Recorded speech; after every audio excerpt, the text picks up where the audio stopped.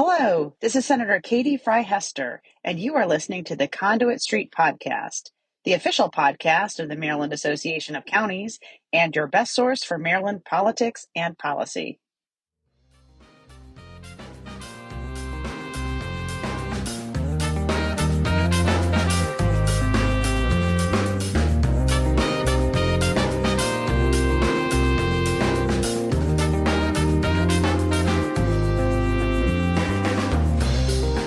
Hello and welcome to the Conduit Street Podcast. Kevin Kinnally here today with a very special guest. Today we have with us Ben Yelin. He is the Program Director for Public Policy and External Affairs at the University of Maryland Center for Health and Homeland Security. Ben, thanks so much for joining the podcast. We're going to get into a lot of tech issues today, including cybersecurity and AI. But first, tell us about your role at the University of Maryland Center for Health and Homeland Security and your role in helping state and county governments with cybersecurity and tech issues generally. Sure, Kevin, and thanks for having me. I'm a longtime fan of the Conduit Street Podcast, so certainly a thrill to be here speaking with you. So the Center for Health and Homeland Security is a nonprofit consulting group housed within the University of Maryland. We play kind of two roles. One is our academic role. We teach courses at the University of Maryland School of Law. I teach a course on national security and electronic surveillance. We teach courses on cybersecurity law and policy, cyber crimes. We've been involved in academic symposia, conferences, so kind of trying to contribute to thought leadership on these issues. And then we have a consulting side. So most of our clients are state and local government entities. In terms of cybersecurity, we've worked with several Maryland counties now, Montgomery County, Prince George's County, Anne Arundel on cyber preparedness plans. Our wheelhouse is emergency management. So cyber security has obviously caused real world kinetic emergencies, especially over the past few years.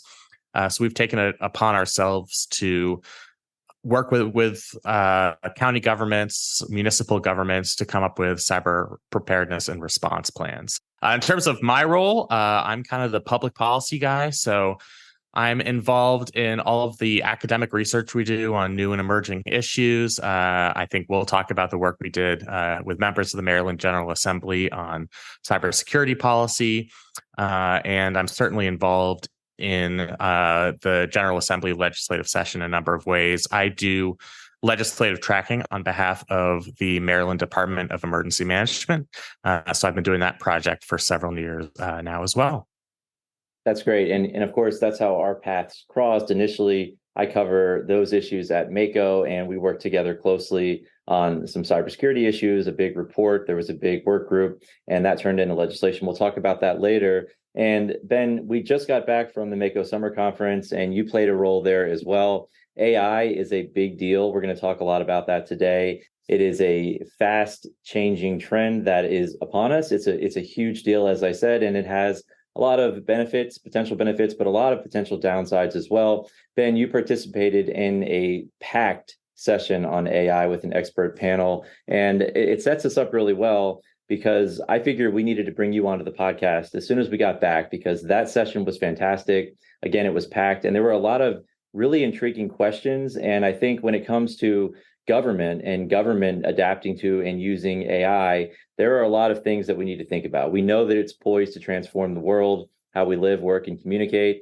And for county governments, I mean, this can mean streamlined processes, enhanced service delivery, improve public safety and security, fraud detection and prevention, better data analytics, better regulatory compliance, and most importantly, I think, the rapidly evolving technology can revolutionize resident engagement and input, right? So that's always a good thing. We love data dashboards. We love the ability for people to be able to reach out and get quick information. But again, implementing and regulating AI certainly comes with challenges, including privacy concerns, security, oversight, equity, accessibility, et cetera.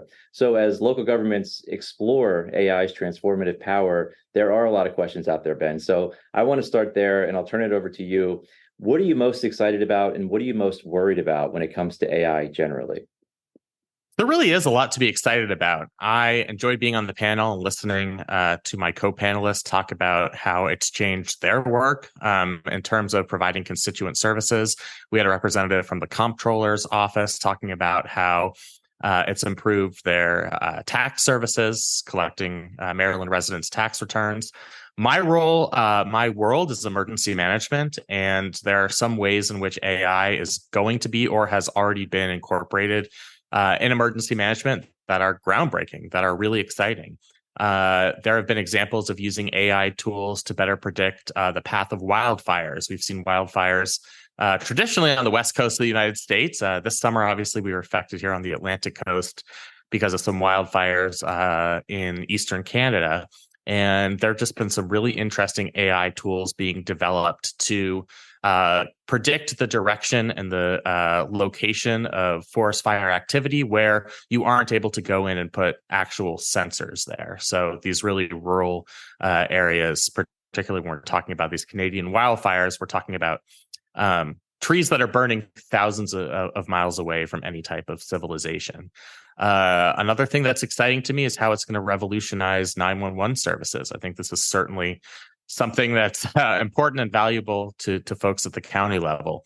I know Baltimore City just purchased a new system that incorporates some AI tools, and those are very exciting. I mean, being able to translate into hundreds of languages in an instant, and then some of the predictive technology based on machine learning. A lot of people call 911 centers. I think I read somewhere that Baltimore City gets about 3 million calls per year. Mm-hmm. I'm no mathematician, but when you crunch those numbers, that's a lot of calls per day. I think most folks at the county level would say that their 911 centers are understaffed and don't have enough resources. So using AI tools to kind of cut through the clutter, separate their urgent calls from the non-urgent calls, use predictive technology based on where the person is calling from, whether people similarly situated are suffering certain types of emergencies. I think that's certainly going to be very promising. And there are so many types of tools that I'm seeing come online in the field of emergency management related to all different types of potential disasters, including cyber attacks. I think we've seen that as well.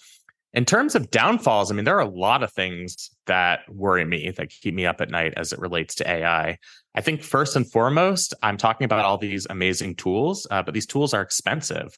Vendors are selling them to larger counties, which is great. The larger counties need them.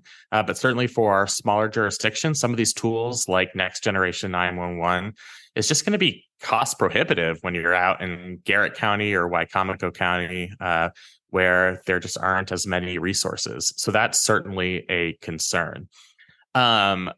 Inherent biases. So we've read a lot about this. I mean, AI itself isn't necessarily new. I think there's been a revolution over the past year, now that we've all used, Chat GPT and everything.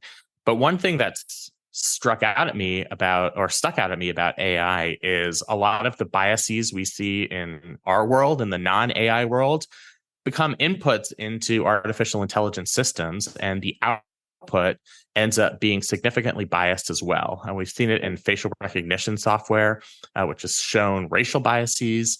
Its inability to distinguish faces from members of ethnic minorities is certainly a disturbing example. So some of the biases we see in the real world have kind of migrated over to the AI world. And then the security risks. When you have all of these tools that are employing centralized data processing and management, there's a risk that information could be compromised. So you run the risk of things like ransomware attacks, phishing attacks, where now that you've put all of this data into a centralized system, it might become vulnerable. And then the last thing I'll mention is just the propagation of misinformation. Obviously, the most prominent example of that is deepfakes. AI has become really good to the point where it's fooled me several times. I don't know if you've seen stuff like this, Kevin, but I'll see a speech by Joe Biden, right? And it's him saying silly things about, professional wrestling or video games. And it's all done using AI tools. And it's great. It's hilarious. I love AI, Joe Biden. But you can understand where, because we've become so good at creating these fake videos using AI tools, these deep fakes, it could foster the spread of disinformation and could hurt things like election integrity, right. Where people might believe that a certain politician has said something or done something that they've never said or done. And then things like we've seen in a number of states trying to protect against things like revenge pornography, where people are using deep fake tools to basically commit that type of cybercrime. So yeah, a lot of things to keep me up at night. I think with all the promise, there certainly are all these risks. And I think it's just about trying to leverage the tools that we have while minimizing the risks that I think we're all aware of. Right. And that's the sweet spot. And you mentioned several things there. I do want to follow up. So first of all, when it comes to NextGen 911, yes, counties run 911, and Maryland is a leader in getting to NextGen 911. We've gone through various commissions and we've done a lot of work there. But just thinking about how fast and quickly this technology is evolving. I mean, we've talked a lot about NextGen 911 on here and its capabilities, and now you throw in AI, right? And that just really, really expands the uses and also the potential risks when it comes to a sensitive service like NextGen 911. I agree with you. The language translation is a fantastic, fantastic tool. The ability to sort of get data to try and pinpoint where you're going to have certain issues and certain communities that are vulnerable to certain types of crime and whatnot. All that is really, really good. Of course, though, I do want to talk about and pick your brain a little bit, Ben. I mean, if you're sitting in a 911 center and you're a director and you see this technology, I mean, at what point do you feel comfortable saying, you know what, I trust it. I trust it that it's going to translate things the right way, that we're going to get good information. I mean, that's to me sounds like the hardest hurdle, is to actually convince someone that this technology is good enough that you can trust it when it comes to sensitive and really, emergency stuff like 911 and making sure that people get the care they need. Yeah, I mean, you're absolutely right. The stakes are much higher. This isn't me putting something into ChatGPT to see if I can get Shakespeare lyrics about professional football. Like, this is something that's very serious and is going to affect people's lives. I think what a lot of organizations are doing is a phased approach where you introduce a new form of technology with a lot of human oversight. Once that technology becomes better and once you're more comfortable with the methods of machine learning and the tools, then you start to give the artificial system a little bit more responsibility. So it has to be that type of iterative process where at the beginning, when you're first employing the technology, I mean, I think a human has to oversee every decision point that comes with the use of this technology, because it is so unproven, it is so new, and because the stakes are so high. And that's, it's not easy when you're talking about, I know I mentioned smaller jurisdictions, but there are some 911 call centers in Maryland where there are only a few dispatchers in the office at a time. There are a limited number of supervisors. So it just might be hard to have that manpower where maybe this tool is helpful, but when you have to have somebody doing 24/7 oversight of the tool, it almost isn't worth it, at least before we can really trust these tools to do the job we're asking them to do. Right. That's a really good point. And I also, you mentioned machine learning, and I think it's really good to maybe highlight that a little bit. And maybe that is why we're seeing such a rapid transformation. Talk about machine learning and how that's really changed the game. And, again, you think about AI, and I've heard people saying, well, if you have an AI system and then all of a sudden it's interacting with another AI, that other AI can pollute, the original AI, because obviously the AI is just inputting a bunch of stuff right from humans and what it finds online. So talk about machine learning and how that's really accelerated things, but also how it could be a major downside for things that we're already doing that are AI. I think a lot of people don't even realize that AI has been here for a long time. But now when you're introducing decades, right? Now when you're introducing new types of AI and machine learning, that can really upset the apple cart, if you will. Yeah, I mean, I generally think of it as a couple of levels. So at the base level, artificial intelligence is very good at synthesizing data points that you put into a system. Machine learning takes that to the next level, where it's imitating the way that humans would learn, think, and process information. So the more information you feed into the system, the smarter that machine gets about that information. It's better at making predictions. It's becomes better at synthesizing information, and the process is never ending. So machine learning means that each output generates more inputs, and the more inputs that go in there, the output gets more advanced. So, think of a very simple example of machine learning, the YouTube algorithm. Prior to machine learning, if you watched one YouTube video, there's no natural process that would lead you to something else that interested you. I don't know if there's necessarily a good system of organizing YouTube videos without machine learning, but it was relatively inefficient. So maybe I searched a video on sports, and then instead of directing me to other videos on sports, they just gave me a list of the top 10 things that people were watching. And this is how many of these social media services worked for a long time. But with machine learning, YouTube is learning my interest in an iterative process as I continue to click on new videos. So it eventually learns that I'm interested in football and musical theater, and that similar people who are interested in football and musical theater are also interested in X, Y, and Z. And it just continues learning, not just based on the data that I'm inputting, but the data that everybody who's using the service is inputting. So that's kind of what we talk about when we're talking about machine learning. I don't know if that's a satisfactory explanation. No, it's a great example. And I think it does highlight why machine learning has really taken this to the next level. And again, the fantastic applications that can come from that, but also the downsides. And I've also learned that one of the most difficult things for AI is to talk or engage like a human, right? So AI, a lot of people, I think, are scraping websites like Reddit and Twitter, right, because they're trying to understand that human interaction. And I think that's where you see a lot of these problems pop up in terms of biases. I mean, I don't know, you're on Twitter, Ben, you see that it's all over the place. And oftentimes people are terrible, the things that they say. So you can understand if a system or an AI is scraping all of that data and reading all of these comments, how things can, wires can get crossed. And all of a sudden you have an AI that has a ton of biases based off of human interaction. And we know that humans have a lot of biases too, right? So it's almost like garbage in, garbage out. But this is talking about inherent biases and racism and things of that nature, which obviously are a huge concern. Yeah, I mean, this is getting very metaphysical, but humans themselves are very flawed. So when we train a system to learn from what humans are saying, that system is going to reflect those flaws. I am a prominent user of Twitter/X, as I guess we're calling it now.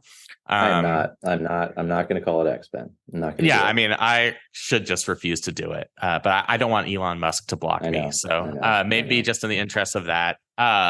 But yeah, I mean, I get a lot of responses to tweets that seem to me to be AI generated or automated. They're very frequently from people with one or two followers, people who just recently opened accounts. And they're getting pretty good at replicating the most unpleasant human interactions possible. Whomever is designing these has figured out a way to mimic, I guess, bleep posting on social media. So yeah, I mean, I certainly think those risks are there. Now, in the context of Twitter, it doesn't really matter.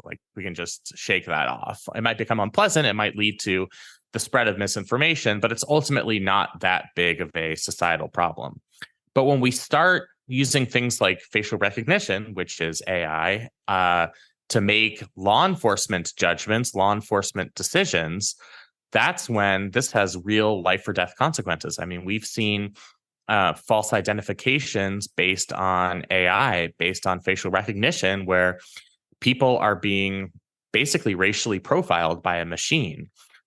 So yeah, I mean, I think it is unfortunately still quite reflective of the biases that exist outside of the AI world. And I think before the machines get out of hand, so to speak, before they've taken on a life of their own to the point where we're past the point of no return, I think we need to have a very serious policy conversation about how we can root out those biases. And I think luckily we're starting to have those policy conversations at both the state and federal level. But I mean, my fear is that technology moves so quickly. I mean, ChatGPT itself only came online November 2022. That was less than a year ago. And it's kind of already institutionalized itself. I mean, everybody knows about it. Most people use it. So the technology is moving so quickly. I fear that the technology is going to outpace the ability of both the public and private sector to stop and try and propagate the type of regulations that root out these biases. It's going to be hard to figure out exactly how to do that, but I'm glad that those efforts are already taking place. You also mentioned elections. I cover election policy for Mako. Counties run elections at the local level. We oversee state, federal, and local elections. And I'm really worried about deepfakes, right? I mean, to me, like deepfakes have the potential to upend democracy as we know it. And we've already dealt with misinformation. That was a big theme the last go around in the last few years. That's been a problem.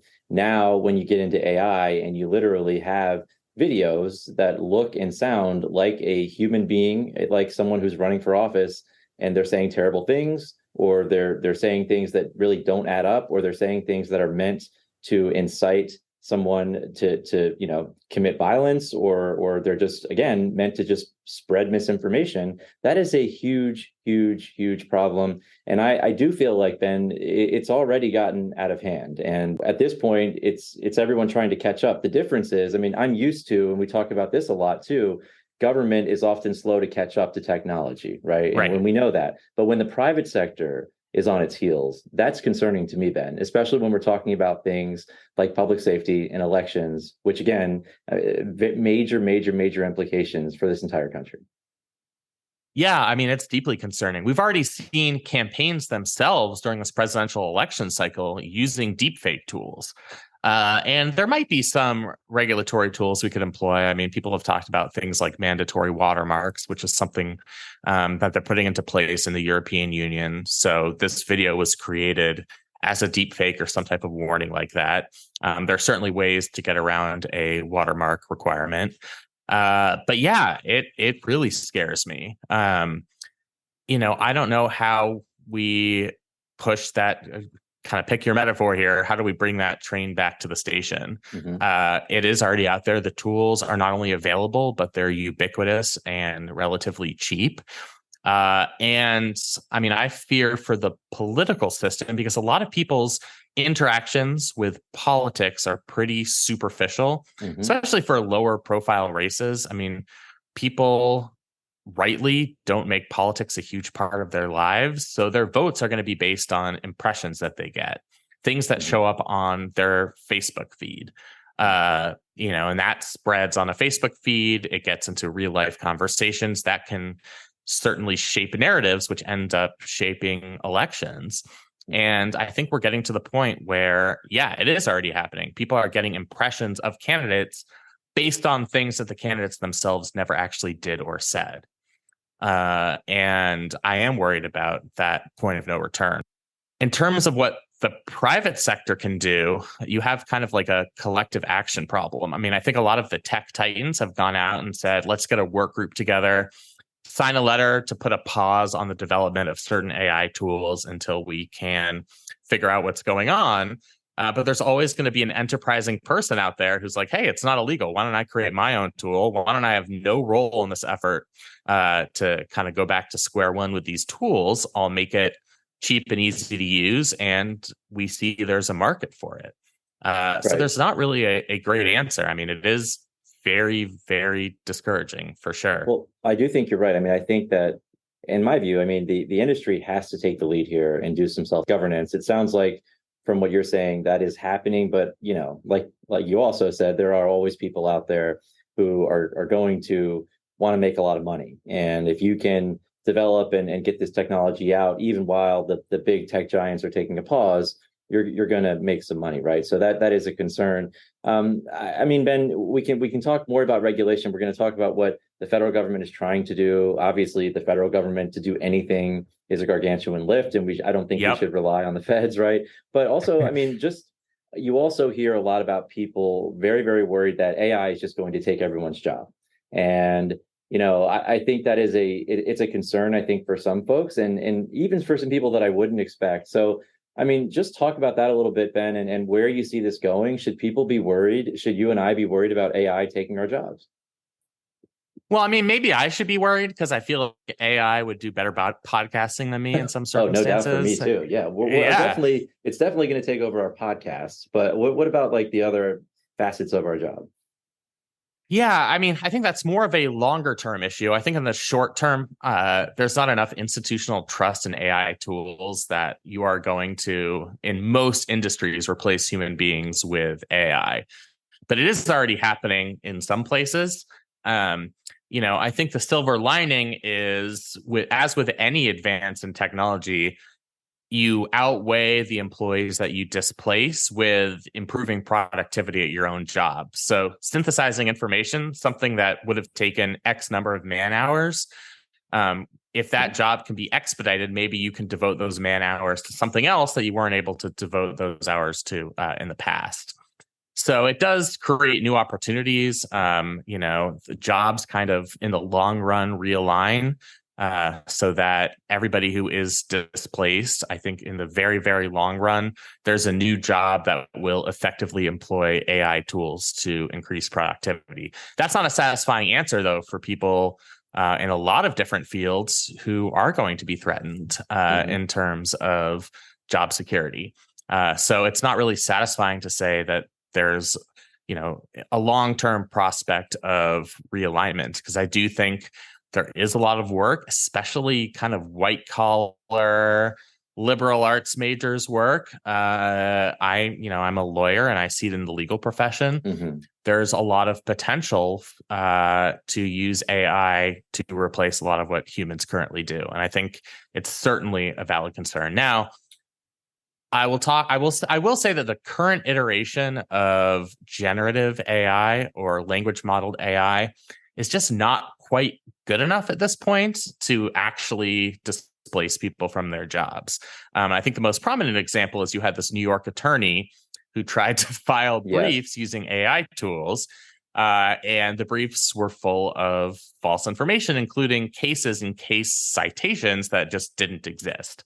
Because these AI systems have this hallucinations problem where they can speak confidently about something, even though the thing they're speaking about never happened or doesn't exist. So that might give us a bit of a buffer. But from what I've heard, ChatGPT-4, kind of the next generation of these tools, the technology is going to keep getting better and better. And there is going to be that temptation to replace people with AI. So I think we need to be very concerned about job displacement, especially kind of in the medium term. And I think that has to be part of policy conversations that go along with this. No doubt about it. And I mean, I think for now, I would say AI is meant to help people do their jobs better, like you said, be more efficient.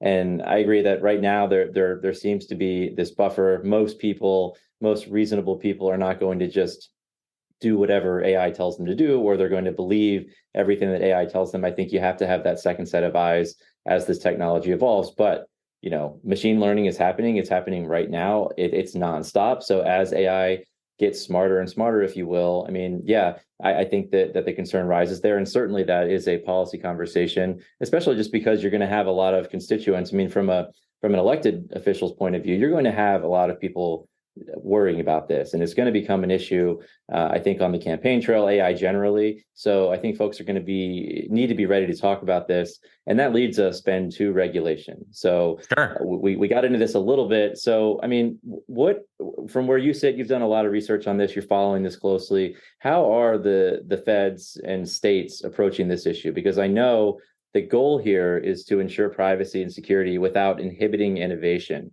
And that is often a very tough line to walk. You don't want to, stifle innovation, especially for this amazing new technology that has so many benefits. But, putting the brakes on things, and we know that we've already said is particularly hard when it comes to AI because it's just getting smarter and smarter every single second. But trying to slow that down and regulate things, DC, forget it. It's going to take forever. At least I have that jaded view, and I'm sure you do too. Yep. So I don't prefer to wait on the feds, but I know states are taking actions too. Yeah, so we are seeing limited action at the federal level. I think you and I share the view that Congress, just by its nature, is inefficient. There are only a few legislative trains that leave the station every year. I was foolishly optimistic about a comprehensive data privacy bill last year. It didn't happen. So yeah, I think you're right that we can't rely on Congress. There have been a couple of interesting documents released at the executive level federally. So the White House released a blueprint for an artificial intelligence bill of rights. It was just a blueprint. There was nothing binding or mandatory that was a part of it, but at least the blueprint prioritized safe and effective systems, protections against algorithmic discrimination, notice and explanation, promoting things like mandatory human alternatives, fallback methods in case the AI system failed. I thought it was a pretty well-drafted, promising document. And then the Biden administration promulgated an executive order a couple of months ago on promoting responsible use of AI in a way that still protects Americans' rights and safety. So modest investments in research and development, federal assessments of large existing AI systems, and then the Office of Management and Budget is going to be releasing draft policy guidelines that they'll make available for public comment in terms of possible regulation of AI, which can be done through a number of different federal agencies. But yeah, like you said, the federal level is limited by the inertia of Congress. So most of the action we've seen so far has been at the state level, and it's moving pretty quickly within state governments. I think we've seen something like 27 states as of this summer, plus DC and Puerto Rico, that have considered over 80 bills related in some way to artificial intelligence. And those bills are taking a lot of different forms. The one that we're seeing very frequently are these bills to create some type of multidisciplinary task force or commission that will make recommendations. That's just kind of like a policy board making decisions on AI. Pretty standard stuff in government, right? Like that's how we tackle big issues. You bring all the right people to the table and you try and figure out the best way, best practices, et cetera. Yeah, and I know people get cynical about that. It's like, oh, we're just punting to another commission. But on an issue like this, I think it's very valuable because you can try and write everything you want into statute. That language is going to be outdated. If you try and get into the nitty-gritty on the technology through a statute, through Maryland code, for example, that's going to quickly become outdated. But if you have a governing body that has some type of authority, and that is reflective of all of the interest groups in both the public and private sectors, then you can have a body that can be more reactive to the latest changes. Right. So we've seen a lot of that. Some states already have existing data privacy laws, and they're amending those laws to account for advances in artificial intelligence. We've seen a lot of sector-specific regulation of AI. So limiting the use of AI in government processes, in law enforcement, limiting the use, for example, of facial recognition software. And then in a couple of states, we've seen what's called a sandbox program. I love the term. Me too. I mean, both of us are fathers of young kids, so we've spent our fair amount of time in sandboxes. But basically, the idea is, I don't know if you're a Wire fan. Yes, of course. It's kind of a Amsterdam for experimenting with AI tools, like things that might otherwise be illegal or against regulation. The private sector will be allowed to do it in a controlled manner with oversight from the state attorney general. So you can try out uses of emerging technology in kind of a safe way where there's proper oversight. And we've seen this done in a few states. A couple of them are Arizona and Utah. Let me ask you though, so do you feel like states are doing, does that give them a one-up? Do they feel like that's going to attract more investments if they have these environments where, you can try and innovate, but it's going to be regulated, but at least you can do it? I mean, is that something where you feel like that could encourage more investment in a certain state from, AI tech companies? Yeah, I mean, I think it's too early to say definitively, but that there's certainly the promise of that. And I think that's why the states are doing it. It's sort of, if you're going to develop these new tools, do it in our state. It brings our state business, it brings our state revenue. We can do it in a controlled manner so that we can protect against the parade of horribles that might happen with an uncontrolled artificial intelligence, machine learning system, et cetera. Right. But I think the idea is, it'll attract businesses. You can work out some of the kinks. I mean, it's almost like doing in the emergency management world, it's doing a tabletop exercise Right. before an actual emergency, where if something bad is going to happen, if there's some critical flaw in the tool, you can discover it before it gets out of hand. But it also encourages you to be innovative and try and further develop these tools and maybe bring them to areas where they haven't been. So I think there's certainly that promise there. Right. And you mentioned data privacy. That's been a challenge here in Maryland as well. Not only the federal government, but I'm sure you were optimistic about the chances for something getting done in Maryland. We do not have a comprehensive data privacy law. Is this maybe a reason to, get folks to the table quickly to try? And is this the kick in the butt maybe that Maryland needs to try and move forward? Is AI going to potentially do that and actually, force Maryland's hand to create and pass a comprehensive data privacy bill? Yeah, I mean, I would have thought that other things would have been a requisite kick in the butt, but I understand this is a very complicated issue. Very few states have been able to come up with successful comprehensive data privacy laws. Obviously, the EU has GDPR.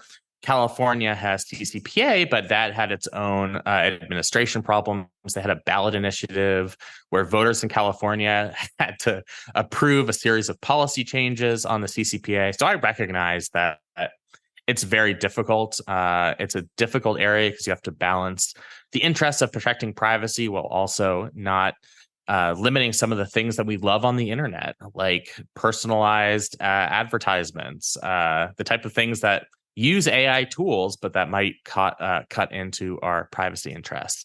Yeah, I mean, I think AI is just going to be an extra motivation on top of everything else to get a data privacy law across the finish line. Because certainly just one of the biggest concerns with AI, as with any technology, is compromising people's privacy, particularly personally identifiable information. And, we've seen that be a problem everywhere, including here in Maryland. There was a recent cyber incident that affected a service used by Johns Hopkins University. Mm-hmm. They're facing the threat of lawsuits.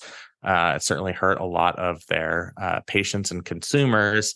So yeah, I kind of thought there might have already been enough impetus to get this across the finish line, but I think this might be just kind of an extra motivation given how fast this is all moving.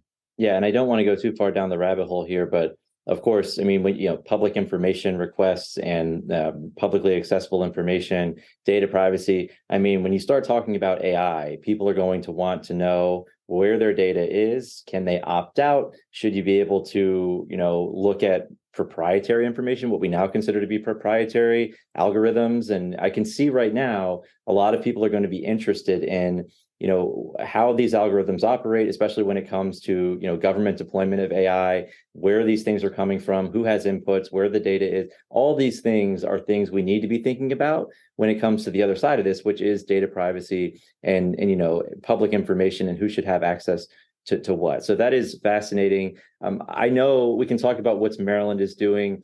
Shout out to Senator Katie Frye-Hester. She moderated that session at the Mako Summer Conference on AI. She is the joint chair of the Joint Committee on Cybersecurity, Information Technology, and Biotechnology. Delegate Ann Kaiser represents the House in that role. So they have been looking at this, Ben. I know you've been involved there as well. So what is the state of Maryland doing? Where are we right now when it comes to, at least in its infancy, looking at how to potentially regulate AI? So yeah, we've worked closely with Senator Hester and Delegate Kaiser. There was a preliminary hearing. We spoke at it on the topic of state and federal regulation, but there were a lot of other speakers from the academic world who were just kind of giving legislators a briefing on emerging issues in AI. There's going to be another hearing of that joint committee sometime in October. I think at that committee hearing, my understanding is they're going to try and dig a little further into the details.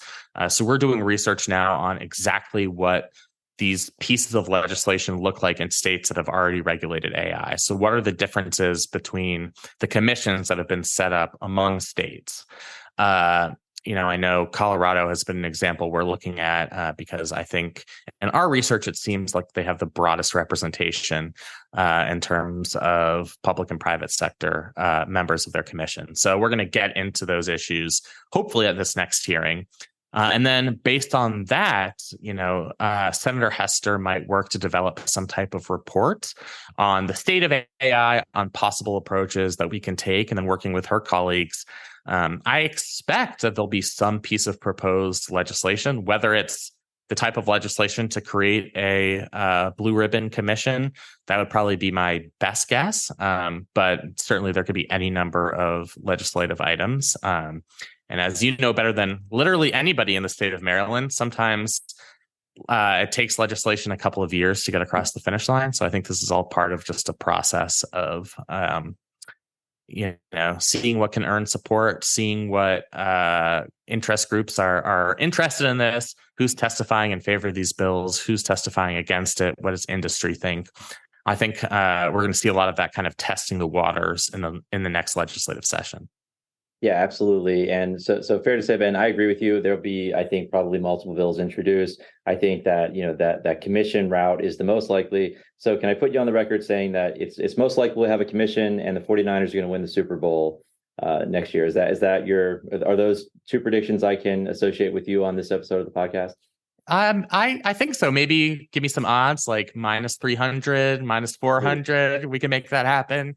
Yeah, I mean, 49ers. Yeah, I mean, I know you're a big fan. I think a parlay. Yeah, parlay that. I think Brock Purdy is interesting. So we can have a whole nother conversation, maybe on like the paid subscription model for the Conduit Street podcast, where we can get into football and everything. But all joking aside, I mean, I do think this is probably the most likely route. And Maryland is really, really lucky to have so many fantastic academic institutions and, a tech-focused industry. We have tons of experts here, so no shortage of people, including yourself, Ben, who could partake in that commission and try to regulate, develop, monitor AI and its development in Maryland. Yeah, for sure. And I look forward to being involved myself in any way we can. Also, a major shout out to our law student research assistants and externs who have worked very closely over the years with Senator Hester on going into some of these legal databases and dissecting statutes from different states. It's been a real blessing and privilege to leverage having these really bright students who are able to do some of this research. So that's been, I think, a big value added for everybody who's interested in this type of policy change. Yeah, always really good to see young folks engaging in policy, and especially, I think, when policy becomes interesting and techy like it is with AI, it opens up a lot more doors for people to want to get interested, and that's always a good thing. Ben, if we haven't scared people enough already, and I should say, I don't think people should be scared. I think people should be optimistic, but also be realistic and try to push forward good policies. But if we haven't scared them enough, let's go to another very, very serious subject, one that you and I have worked a lot on together, cybersecurity. Obviously, we've touched on it. It's a big deal, and particularly for governments and local governments. Local governments are being targeted every single day, thousands of times a day. And I think hackers and folks that are in this business, they know that local governments have a lot of sensitive data. They know that local governments probably don't want bad press. So if they're going to institute some sort of ransomware attack, they think that governments will just pay up, right? And so we know it's a big deal. We've had local governments here in Maryland and school systems and whatnot targeted and penetrated by these types of incidents. And so we worked on a work group that brought forward a series of recommendations for state and local government cybersecurity. Talk about that, Ben, because you were a central figure in getting that done and ultimately passing a suite of cyber bills in the Maryland General Assembly. What's the state of cybersecurity in Maryland, Ben? How do you think things are going? How do you think government in Maryland is prepared? And what's your general sense moving forward of the biggest emerging threats out there, and what can we do about it? I know that's a lot to ask, but great question. It's a weighty subject. Yeah, it is. I think there's certainly cause for optimism because Maryland has really taken the lead on cybersecurity policy. Basically, I mean, what happened is we had a series of high-profile attacks on units of local government. Obviously, Baltimore City in 2019 cost the city about $18 million in revenue. It was very difficult to get that system back online. I'm a resident of Baltimore County. There was an attack on our public school system in late 2020, early 2021. I think the one that most people might be familiar with at the state level was the attack on the Maryland Department of Health in the winter of 2021, 2022. So like you said, it is happening. That caused a lot of us concern that we just didn't have the right governance structure in place at either the state or local level to respond to these cyber attacks. So Senator Hester convened a working group. She's a member of the Maryland Cybersecurity Commission, and the commission set up an ad hoc committee to study state and local cybersecurity. Senator Hester and myself were the co-chairs of that committee. This was in 2021. We drafted a comprehensive report on some of the governance issues, and a big shout out to Gregory von Lehman, who I know you know, who's part of the University of Maryland Global Campus system, who staffs the Cybersecurity Council for his role in the research on that. We looked at cybersecurity practices among state agencies. And I think what you and I worked on the most is getting a lot of input from folks at the local level. So we sent a survey out to county governments, county emergency management offices, the school systems, municipalities, to get feedback on what people are worried about. What are their cost constraints? What can the state do to better assist these units of local government in fending off cyber attacks? As you said, this led to comprehensive legislation in 2022. It was multifaceted. It did a number of things.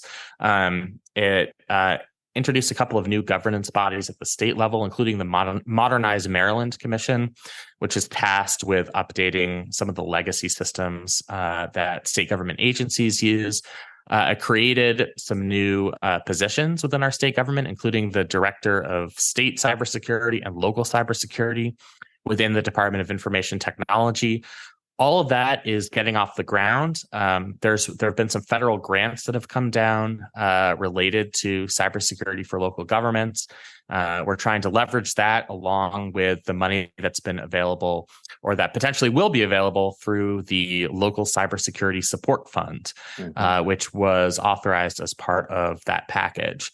So I think we're still at the ground level there, trying to figure out what are the best ways that we can allocate resources that most assist our local jurisdictions, whether that's simply paying for something like CrowdStrike to protect their networks, or whether that's funding additional staff. I think that's something that the Department of Information Technology, and to a lesser extent, the Department of Emergency Management, I think they're working closely together on that. We have a new secretary of DoIT, and I think certainly she's grappling with some of these issues as well. But I'm optimistic that we now have these governance structures in place based on this legislation. There's, of course, always room for improvement, but I'm optimistic that Maryland is really taking the lead on this stuff, and that we can just slowly but surely improve our cybersecurity posture in the state. Yeah, I mean, it's always hard, and this is a sensitive subject. There is sensitive data, and a lot of times in this world, people operate in silos. They aren't necessarily comfortable sharing certain things. So getting everyone to the table and getting everybody on the same page and feeling comfortable with working with different entities and trusting different entities, that is a very, very big challenge. We know that the federal government has made a lot of money available for states and local governments when it comes to cyber. That's fantastic. DoIT has been great. Again, shout out to Netta Squires, who's the director of local cybersecurity. We work closely with her, and she's been very engaging. There's been a number of work groups trying to figure out, Maryland's cyber plan so that the state can access that funding. That's all well and good. But yes, I think we need to make sure that, the state invests in the local cybersecurity fund. That is set up to make sure that, if you check all the boxes at the local level, if you get these assessments done, if you work with the state, then you are eligible for some funding. That's the idea, to try and mitigate some of the risks and to buy new equipment, things like that. So that would certainly be helpful. But Ben, I am also optimistic moving forward. I think there are a lot of smart people paying attention to this and working on this, including yourself. So it does make me optimistic. I think we're going to get there. We're going to get ourselves into a much better posture, but it's evolving, right? It's evolving, and it's something that we constantly have to pay attention to. And I think you'll always see cybersecurity bills every single session, right? That's just going to be the norm because that's where we are. I think so too. And yeah, I mean, not to get touchy-feely, but it has affected jurisdictions large and small. I think oftentimes we put too much blame and focus on the individual departments or units or whatever where the attack has taken place without recognizing that it's a broader problem. It can happen to anybody.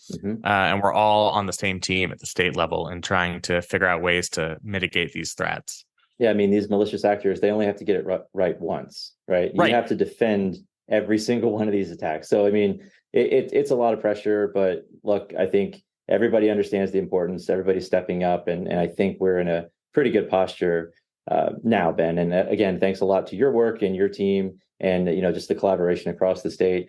We've covered a lot of ground here today, Ben. I don't want to leave without recognizing you. I think we've hinted at it. You are the co-host of a pretty big hitter podcast. I want you to talk a little bit about that, how folks can follow your podcast and your work at the University of Maryland Center for Health and Homeland Security, and follow you on Twitter, all that jazz. Go ahead and throw it out there for us, Ben.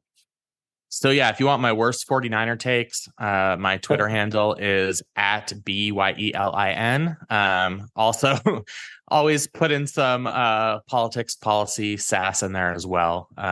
So hopefully, he's a good follow. Some information that might be useful. Our website for the Center for Health and Homeland Security is mdchhs.com. We put out a lot of blog posts on emerging issues in Homeland Security, counterterrorism, public health emergencies, cybersecurity.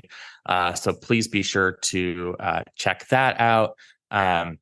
You can always, my contact information is up on our website. I'm always happy to chat with anybody. And then because Kevin, you and I are elder millennials, I think it's a law or requirement that we have to have a podcast. Yes. So the podcast that I co-host is called Caveat. It is part of the CyberWire network, which has now recently been renamed the N2K network. It is a weekly show devoted to topics related to data privacy, surveillance, cybersecurity law and policy. Drops every Thursday. Would love to increase our listenership among Maryland stakeholders. And Kevin, I hope that we can have you as a guest at one point so we can kind of cross-pollinate here. Well, I mean, based off my listening, I am not high profile enough. You guys do a really, really good job, and it is a fantastic listen. So if you're out there and you're looking to hear more about this stuff, nowhere better to find it than on the Caveat podcast. It is really, really a good listen, Ben. Really good work there. And I really want to thank you for joining us today. I know you're a busy guy, but I think it's really valuable. And again, for participating in the conference and for all the work that you've done to help county governments. We look forward to the continued collaboration and really, really, really appreciate your time. Absolutely. Thank you so much, Kevin. All right, we'll leave it there for today. As always, if you enjoy the podcast, please go ahead and subscribe. That way, all of these episodes will be sent directly to the device of your choice. You can also follow along on social media, Facebook, Twitter, and then, of course, you should always be reading the Conduit Street blog. But for Ben Yelin, this is Kevin Kinnally signing off, and we will talk to you soon.